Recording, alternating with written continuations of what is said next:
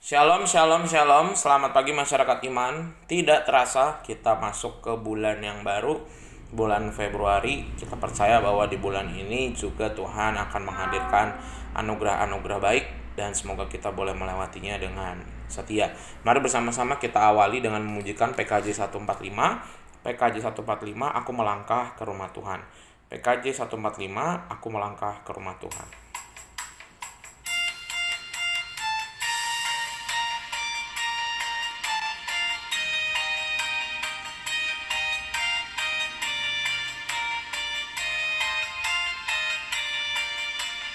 Aku melangkah ke rumah Tuhan dalam iringan umat Kristus. Aku mensyukuri berkat rahmat-Mu yang sungguh banyak kepadaku. Aku bersyukur kepadamu Tuhan atas berkat-Mu yang Kau limpahkan. Aku bersyukur kepadamu Tuhan atas kasih-Mu yang Kau curahkan.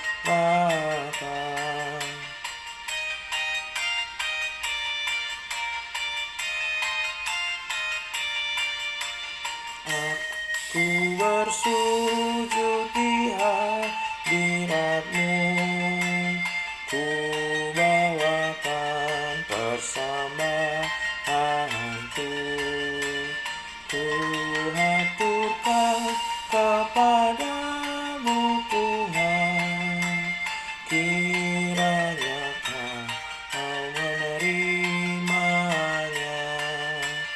Aku bersyukur kepadamu Tuhan atas berkat-Mu yang Kau limpahkan.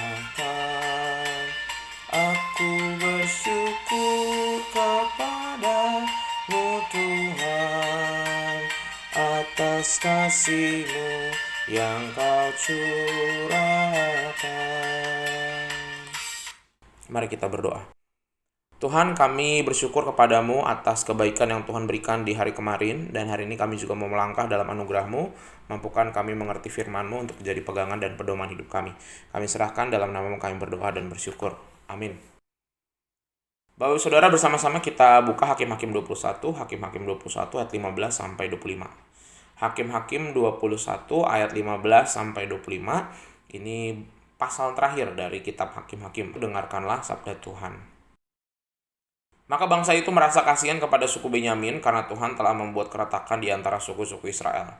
Kemudian berkatalah para tua-tua itu, apakah yang dapat kita lakukan kepada yang tinggal ini dalam hal mencarikan istri, sebab perempuan-perempuan telah punah dari antara suku Benyamin. Lagi kata mereka, warisan orang-orang yang terluput itu haruslah tetap tinggal pada suku Benyamin, supaya jangan ada suku yang terhapus dari antara orang Israel. Tetapi kita ini tidak dapat memberikan istri kepada mereka dari anak-anak perempuan kita, sebab orang-orang Israel telah bersumpah demikian. Terkutuklah orang yang memberikan istri kepada suku Benyamin. Lalu kata mereka pula, setiap tahun ada perayaan bagi Tuhan di Silo yang letaknya di sebelah utara Betel, di sebelah timur jalan raya yang menuju dari Betel ke Sikem, dan di sebelah selatan Lebona. Maka mereka berpesan kepada Bani Benyamin demikian, pergilah menghadang di kebun-kebun anggur, perhatikanlah baik-baik. Maka apabila anak-anak perempuan Silo keluar untuk menari-nari, baiklah kamu keluar dari kebun-kebun anggur itu dan masing-masing melarikan seorang dari anak-anak perempuan Silo itu menjadi istrinya dan pergi ke tanah Benyamin. Apabila ayah atau saudara laki-laki datang untuk menuntut kepada kami, maka kami akan berkata kepada mereka, serahkanlah mereka itu kepada kami dengan rela hati, sebab dalam pertempuran kita tidak dapat menangkap seorang perempuan untuk menjadi istri mereka masing-masing. Memang kamu ini tidak memberikan anak-anak gadis itu kepada mereka, sebab seandainya demikian kamu bersalah. Jadi Bani Benyamin berbuat demikian. Dari gadis-gadis yang menari-nari yang dirampas itu, mereka mengambil perempuan, jumlahnya sama dengan jumlah mereka. Kemudian pulanglah mereka ke milik pusakanya, lalu membangun kota-kotanya kembali dan diam di sana. Pada waktu itu pergilah orang Israel dari sana masing-masing menurut suku dan kaumnya. Mereka masing-masing berangkat dari sana ke milik pusakanya. Pada zaman itu tidak ada raja di antara orang Israel, setiap orang berbuat apa yang benar menurut pandangannya sendiri. Hati nurani. Hati nurani itu adalah bagian yang seringkali kayaknya makin kesini makin jarang kita pakai. Bukan karena orang makin jahat, bukan, tapi karena lebih banyak kita andalkan pikiran. Masalah yang kita temui, kita cari solusi dengan logika. Masalah keluarga yang kita hadapi, kita pikir pakai logika. Masalah dalam gereja, masalah dalam usaha, masalah dalam komunitas apapun yang kita miliki, pasti kita pakai logika. Sehingga hati nurani itu jadi jarang dipakai. Mendengarkan suara Roh Kudus melalui pesannya di dalam hati kita, rasanya makin sedikit kita kasih ruang. Nah, ketika manusia tidak pakai hati nuraninya, maka yang bertahta adalah hawa nafsunya. Nah, dalam bacaan kita ini, dari pasal kemarin kita sudah lihat betapa bangsa Israel terpecah belah gara-gara Bani Benyamin. Ada satu wilayah dari Bani Benyamin dan melakukan kesalahan, melakukan tindakan beringas, dan karena kejadian itu tersebar berita yang mengagetkan dan juga akhirnya membuat sebelah suku lain membenci si Bani Benyamin. Perang sudah dilalui, penghancuran sana sini sudah dilewati, tapi rasanya mungkin baru hati nuraninya suka Israel itu baru dipakai kalau udah berantakan semua. Udah berantakan baru ingat Tuhan, baru ingat bagaimana harus mengampuni, mengasihi. Mereka baru sadar bahwa aduh, ternyata gara-gara kejadian perang ini rupanya dampaknya hancur kota, banyak perempuan yang juga mati dibunuh, sehingga mereka nggak punya keturunan, nggak punya kesempatan untuk punya keturunan. Nah, karena kasihan mereka bahwa mereka sadar bahwa Bani Benyamin juga bangsa Israel, walaupun Bani Benyamin udah salah nih. Akhirnya mereka cari cara gimana caranya. Dia juga menyampaikan kepada Bani Benyamin apa yang jadi rencana mereka, dan akhirnya Bani Benyamin tetap bisa melanjutkan kehidupan dan punya keturunan. Tapi orang pada masa itu ketika hakim kan beda sama raja ya. Jadi kalau udah 12 suku berkumpul milih, nah ketika hakimnya turun dia harus milih lagi. Nah pada saat itu ada jeda, nggak ada. Akhirnya semua orang, setiap suku pakai caranya sendiri, tidak ada pemimpinnya yang mendengarkan suara Tuhan dengan baik. Nah barulah setelah ini masuklah ke zaman raja gitu ya. Tapi sebelumnya kita akan mendengarkan Ruth Naomi dulu, lihat kisahnya setelah hakim-hakim ini. Tapi kembali lagi ke kisah hakim-hakim terakhir ini menunjukkan bahwa manusia itu ketika tidak pakai hati nuraninya, dia akan hanya menguntungkan dirinya sendiri, menghancurkan masa depannya, dan akhirnya merugikan banyak hal. Kalau dia pakai hati nurani, dia akan mikirin orang lain, dia akan mikirkan bagaimana bisa, bukan mencari yang paling untung, bukan, tapi mencari mana yang paling banyak damainya. Sehingga kita bisa lihat bagaimana 11 suku Israel akhirnya pelan-pelan memaklumi, mengampuni Bani Benyamin.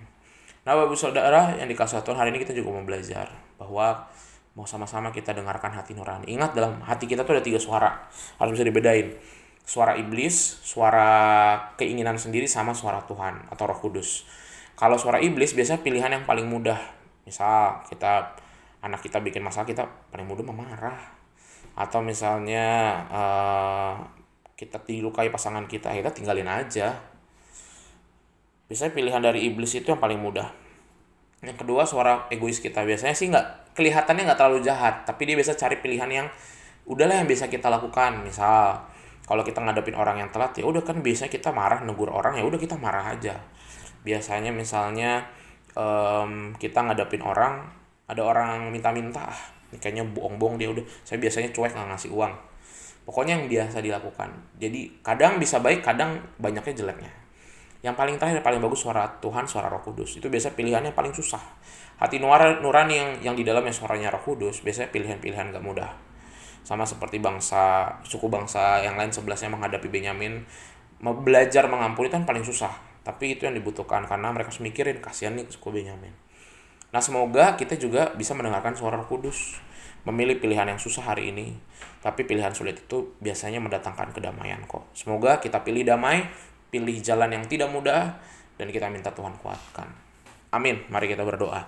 Tuhan, terima kasih melalui firman-Mu hari ini kami belajar tentang hati nurani. Kami adalah orang-orang yang seringkali mendengarkan kemauan kami sendiri, egois kami, rasa kemarahan kami, kekecewaan, semua energi negatif yang ada di diri kami. Mampukan kami untuk bisa memilih pilihan yang sulit, mendengarkan suara Roh Kudus, dan mampukan kami memakai hati nurani kami dengan baik dalam bekerja, melayani Tuhan, melayani keluarga, dan dimanapun kami berada. Kami serahkan, dalam nama-Mu kami berdoa. Amin. Selamat pagi, Tuhan Yesus memberkati, tetap bersemangat.